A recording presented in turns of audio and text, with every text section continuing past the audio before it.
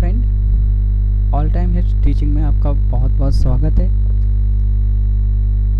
Current affairs की इस session में आपका स्वागत है। ये करेंट अफेयर्स 15 अप्रैल से रिलेटिव कुछ इम्पोर्टेंट क्वेश्चन है जो कि पेपर से इम्पोर्टेंट हो सकते हैं। सबसे पहले क्वेश्चन पे फोकस करते हैं। पहला क्वेश्चन है कि हाल ही में टीका उत्सव किन दो महापुरुषों की जयंती पर मनाया जा रहा है। इम्पोर्टेंट है, पूछ सकते हैं कोई भी कंपटीशन एग्जाम में कि फिलहाल जो टीका उत्सव मनाया गया वो किन दो महापुरुषों की जयंती के अवसर पर मनाया गया है। तो इसका सही जवाब है वी.आर. अम्बेडकर और ज्योतिबा फुले। कुछ की पॉइंट लिखे हैं इसके, जो कि ज्योतिबा फुले और बाबा साहब जयंती के उपलक्ष्य में प्रदेश सरकार कोरोना रोधी टीके का विशेष अभियान शुरू किया है। कहने का मतलब है इन्होंने कि इनकी जयंती पर इन लोगों ने सरकार ने कोरोना रोधी टीके का विशेष अभियान शुरू किया है। तो अपन से क्वेश्चन इस तरीके से पूछ सकते हैं, बताएं किस की जयंती पर कोरोना रोधी टीके का विशेष अभियान शुरू किया गया था।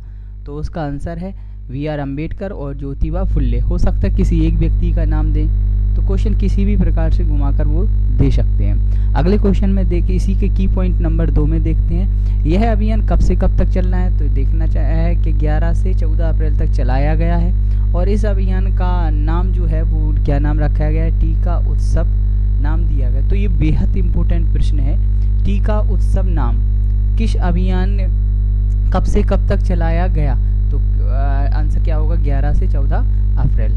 इसी का अगला पॉइंट देख रहे हैं कि इस अभियान के तहत हुआ क्या है। इस अभियान के तहत धर्म गुरुओं को प्रबुद्ध नागरिकों को प्रतिनिधियों को जोड़ने के लिए कहा गया है और उनसे बोला गया है कि आप भी आगे बढ़ें और कोरोना के लिए इंसानों को जागरूक करें और वो ज़्यादा से ज़्यादा टीका को लगवाएं। देखें, इस टीका उत्सव का मकसद यही है कि 45 साल से ऊपर के ज़्यादा से ज़्यादा लोगों को टीका लगाया जाए। तो इस कुछ पॉइंट हैं जो कि ध्यान रखना है कि टीका उत्सव कब मनाया जा रहा है, किसकी जयंती में मनाया जा रहा है, कब से कब तक मनाया जा रहा है। तो ये बेहद ज़रूरी पॉइंट है पेपर के मकसद से। अगले क्वेश्चन पे आते हैं। हाल ही में किस देश में ऊँटों के लिए दुनिया का पहला ट्रैफिक सिग्नल लगाया गया। ध्यान रखें, इंसानों की बात नहीं हो रही है, किसकी बात हो रही है, ऊँटों की। तो ऊँटों के लिए पहला ट्रैफिक सिग्नल लगाया गया, तो वो कौन सी जगह है, चीन। कुछ की पॉइंट हैं इसके। चीन ने दुनिया का पहला, हाँ ये बात ध्यान रखने वाली बात है कि यह कौन सा है, पहला ट्रैफिक सिग्नल है जो किसके लिए है, ऊँट के डुनहुआग शहर, ऊँटों के लिए लगाया गया है। कौन से शहर में, चीन के डुनहुआग शहर में। और ये कुछ शहर के नाम लेके हैं, मिक्सा माउंटेन और क्रिसेंट सिम्प्रिंग में ट्रैफिक सिग्नल को लगाया गया है। ये बेसिक सी बात है कि ध्यान रखने वाली। ज़्यादा इंपॉर्टेंट बात क्या है कि कहाँ पे लगाया गया है, चीन में। ये ज़्यादा नहीं पूछते हैं वो पेपर में, केवल याद रखने वाली बात है।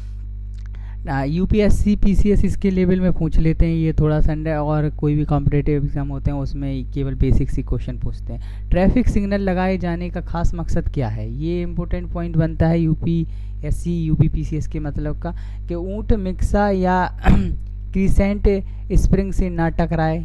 ये बात है कि इनसे ऊँट चलते हैं, टकरा जाते हैं। सामान्य सिग्नल की तरह ग्रीन लाइट पर ऊँट आगे बढ़ेंगे और रेड होने पर रुकना होगा। ये तो बेसिक सी पॉइंट है। जिस स्थान पर लोगों के लिए ऊँट की सवारी करना खास है, आकर्षण का केंद्र होता है, वही अब मिक्सा पहाड़ और क्रिसेंट स्प्रिंग में आने वाले पर्यटकों के और ऊँट के बीच टकराव की समस्या पर लगाम लग जाएगी। तो ये कुछ बेसिक पॉइंट है जिनको जानकारी के लिए आप पढ़ लेना। केवल इम्पोर्टेंट क्या है कि कहाँ पे हुआ है, ये चीन में। अगले प्रश्न पे आते हैं। हाल ही में द्विवार्षिक IAF यानी कि इंडियन एयर फोर्स कमांडर सम्मेलन 2021 कहाँ पर आयोजित हुआ है। तो इसका सही आंसर क्या है, नई दिल्ली। ठीक है, तो ये कुछ की पॉइंट है। की पॉइंट में क्या लिखा है, वायुसेना मुख्यालय, वायु भवन की बात हो रही है, ध्यान रखना। वायु भवन का संबंध किससे है, वायुसेना मुख्यालय में। वर्ष 2021 के पहले द्विवार्षिक वायुसेना कमांडर सम्मेलन का उद्घाटन माननीय रक्षा मंत्री के द्वारा किया गया है। रक्षा मंत्री का नाम क्या है अपने वर्तमान, राजनाथ सिंह। पता होना चाहिए, जब रक्षा मंत्री आए तो गृह मंत्री भी पता होना चाहिए, पीएम, इम्पोर्टेंट जितने भी कैबिनेट के मंत्री होते हैं वो सभी पता होना चाहिए। इसका अगला पॉइंट क्या है, वायुसेना के शीर्ष स्तर के नेतृत्व के इस सम्मेलन का उद्देश्य आने वाले समय में भारतीय वायुसेना की सामरिक क्षमताओं से मुद्दों का समाधान करने, यानी कि जो भी इनकी समस्याएं होती हैं तो ये आयोजन में उनकी समस्याओं का किया जाएगा, समाधान किया जाएगा। अगले की पॉइंट में क्या है कि सम्मेलन के दौरान 3 दिन की अवधि तक भारतीय वायुसेना की क्षमताओं में संबंधित नीतियों एवं रणनीतियों से जुड़े मुद्दों के समाधान हेतु अनेक प्रकार के विमर्श की श्रृंखला का आयोजन किया जाएगा। इस सम्मेलन में भारतीय वायुसेना की सभी कमानों की एयर कमांडिंग ऑफिसर ये सभी लोग मुख्यालय में क्या रहेंगे, भाग लेंगे। तो ये कुछ बेसिक पॉइंट हैं। इम्पोर्टेंट पॉइंट क्या है कि ये कहाँ पे मनाया जाएगा, न्यू दिल्ली में मनाया जाएगा। और दूसरा क्या है, इसका उद्घाटन किसने किया है, तो इसका उद्घाटन किया है रक्षा मंत्री ने। अगले प्रश्न पे आते हैं करंट अफेयर्स के। अगला है कि हाल ही में किस राज्य में स्थित थर्मल पावर पॉइंट को बंद कर दिया गया। देखिए अधिकतर थर्मल पावर पॉइंट को बंद किया गया है, फिलहाल में किसको बंद कर दिया गया है, उड़ीसा। और भी आगे चल के इसमें बंद करने की प्लानिंग चल रही है और भी थर्मल पावर प्लांट को। देखें इस प्रोजेक्ट की फरवरी 1968 में ये स्थापित किया गया था। कहाँ पे स्थापित किया गया था, तालचेर में स्थापित किया गया था। तो वो पूछ सकते हैं ये चीज़ें कि ये कहाँ पर स्थापित किया गया था, क्योंकि क्वेश्चन को किसी भी तरीके से घुमाकर पूछ सकते हैं। अब इसे हमेशा के लिए बंद करने के लिए एनटीपीसी के अधिकारियों ने नोटिस जारी कर दिया है, वो इसको हमेशा के लिए बंद कर रहा है। तो ये इम्पोर्टेंट है बहुत, इसको ध्यान रखना है।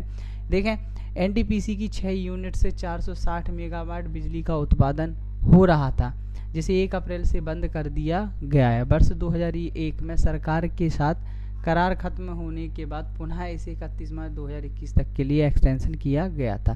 देखें जब सरकार से इसका समझौता टूट गया था तब इसके बाद इसको और 31 मार्च 2021 तक बढ़ाया गया था। और इसकी 6 यूनिट से कितनी बिजली का उत्पादन हो रहा था, 460। बंद करने के पीछे एकाधिक कारण दर्शाए गए हैं। इस प्रोजेक्ट की उम्र भी ख़त्म हो गई थी और ये काफ़ी पुराना प्रोजेक्ट भी था, और ये मशीनी भी काफ़ी पुरानी हो गई, तो अब ख़राब होने पर ठीक करने की असुविधाएँ भी हो रही थी, तो इस कारण से इसको अब बंद किया जा रहा है। अगले प्रश्न पे आते हैं। ध्यान रखना ये इम्पोर्टेंट है कि उड़ीसा में इसकी स्थापना बेहद इम्पोर्टेंट है कि इसकी स्थापना कब हुई थी। ठीक है, अगले प्रश्न पे आते हैं। हाल ही में कहाँ 14 अस्पतालों को पूर्ण कोविड अस्पताल घोषित किया गया है, तो न्यू दिल्ली। इसका सही आंसर क्या है, न्यू दिल्ली। और जानकारी के लिए ये कुछ हॉस्पिटल के नाम इसको पढ़ने ला, वो इतने इम्पोर्टेंट नहीं होती, केवल जानकारी के लिए क्या है, न्यू दिल्ली। अगले प्रश्न पे आते हैं। हाल ही में भारत का पहला, ये इम्पोर्टेंट है, भारत का पहला नगर पालिका ग्रीन बॉन्ड किसने जारी किया, ये बेहद इंपॉर्टेंट है। किसने जारी किया, गाज़ियाबाद। देखना चाहे देश का पहला ये ग्रीन म्यूनसिपल बॉन्ड जारी किया गया है। ठीक है, इस बॉन्ड के ज़रिए होना क्या है, इस बॉन्ड के ज़रिए 150 करोड़ रुपए का फंड जुटाया जाएगा। इसमें 100 करोड़ रुपए इशू और 50 करोड़ रुपए ग्रीन इशू से जुटेंगे। बेस इशू में कितने जुड़ेंगे, 100 करोड़ रुपए, और ग्रीन इशू में कितने जुड़ेंगे, 50 करोड़ रुपए। तो ये वेरी इंपॉर्टेंट क्वेश्चन है। ये पेपर में ये लगते हैं प्रश्न देखने में कि इम्पोर्टेंट नहीं है, लेकिन हालांकि ये बहुत इंपॉर्टेंट प्रश्न है। अधिकतर ये रुपए संबंधी प्रश्न पेपर में अधिकतर देखने के लिए मिलते हैं। वो कौन से पेपर में, यूपी, ट्रिपल एससी या यूपी लेवल के जितने भी एग्ज़ाम होते हैं उसमें इसी टाइप के प्रश्न देखने के लिए ज़्यादा दिखाई देते हैं। देखें इस स्थापना करके, देखिए तृतीय, यहाँ पर एक बात लिखी है, तृतीय जल उपचार संयंत्र की स्थापना करके है गंदे पानी को साफ करने और सहीबाबाद जैसे स्थानों पर गंदे पानी के मीटर के माध्यम से आपूर्ति करने के लिए धन का इस्तेमाल करेंगे। तो ये जो पैसा यहाँ पे ले रहे हैं बॉन्ड के जरिए, इसका इस्तेमाल कहीं ना कहीं तो करेंगे ना, तो वो कहाँ पे करेंगे, गंदे पानी को साफ करने के लिए, और मीटर लगाएंगे जिसके कारण पानी का इस्तेमाल किया जाएगा। अगले प्रश्न पे आते हैं। हाल ही में 1 करोड़ को वैक्सीन खुराक देने वाला दूसरा राज्य कौन बन गया, तो ये कौन सा राज्य बन गया है, राजस्थान। इसके की पॉइंट देखते हैं, इम्पोर्टेंट क्या है। 1 करोड़ लोगों का अधिकतर टीका 16 जनवरी में राजस्थान में कुछ, ये इम्पोर्टेंट नहीं बनता ये, लेकिन पढ़ने के लिए इम्पोर्टेंट है। कोरोना वैक्सीन के राजस्थान ने 1 करोड़ के आंकड़े को पार कर लिया। इसके साथ देश में महाराष्ट्र के बाद दूसरा राज्य बन गया। तो ये इम्पोर्टेंट, पहला संक्रमित सबसे ज़्यादा कौन सा है, महाराष्ट्र। दूसरा कौन सा हो गया अब, राजस्थान।